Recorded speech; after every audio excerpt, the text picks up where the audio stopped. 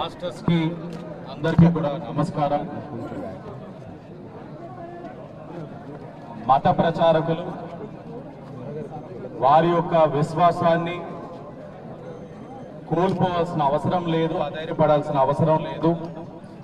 కూటమి ప్రభుత్వంలో తప్పకుండా మీకు రక్షణ ఇచ్చే విధంగా మా కార్యక్రమం ఉంటుందని మీకు హామీ ఇస్తా ఉన్నాం. ఏదైతే ఇన్వెస్టిగేషన్ ఉందో ట్రాన్స్పరెంట్ గా ఏదైతే మీరు ఆలోచిస్తా ఉన్నారో, మనం అందరం కూడా అది యాక్సిడెంట్ అని ముందు అనుకున్నాం, కానీ ఇంకా మనం అందరం కూడా సస్పీషియస్ గా ఇంకేదైనా జరిగి ఉందన్నది మనలోనే ఉన్న అనుమానం. ఆ అనుమానాన్ని కూడా దృష్టిలో పెట్టుకునే ఇన్వెస్టిగేషన్ జరుగుతుందని కూడా మీకు స్పష్టమైన హామీ ఇస్తా ఉన్నాం. ఆ కోణంలోనే ఇప్పటికే ఎస్పీ గారు బృందాల్ని వేయడం జరిగింది. ఇన్వెస్టిగేషన్ జరుగుతా ఉంది, కేసు కట్టడం జరిగింది. గౌరవ సీఎం గారు కూడా ఏం జరుగుతా ఉందన్నది కూడా నిన్నటి నుంచి సీఎంఓ కూడా అడుగుతా ఉన్నారు. ఇప్పుడు కూడా మాట్లాడాం.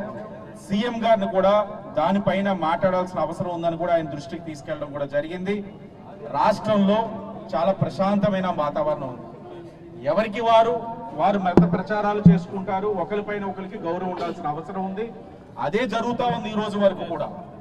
కూటమి ప్రభుత్వం వచ్చిన తర్వాత ఆ విశ్వాసాన్ని పెరిగే విధంగా చేద్దాం జరిగింది.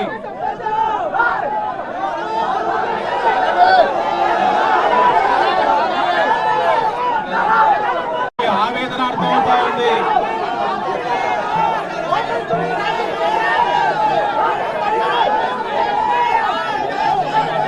మీరు కూడా వినాలి, ఒకసారి మీరు కూడా వినాలి.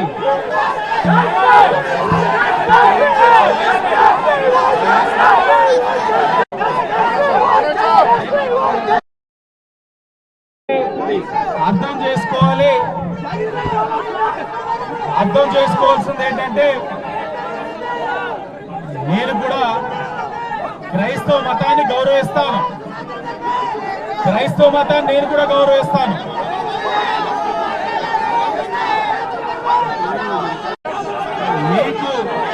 మీరు ఏది కోరుకుంటే చర్యలు ఉంటాయి, కారణమైన వారిపైన కఠినమైన చర్యలు ఉంటాయి. విశ్వాసంతో ఉన్నాం, మీరు కూడా విశ్వాసం పెట్టుకోండి. మీకు రక్షణ ఇప్పించే బాధ్యత ఉంది మాకు.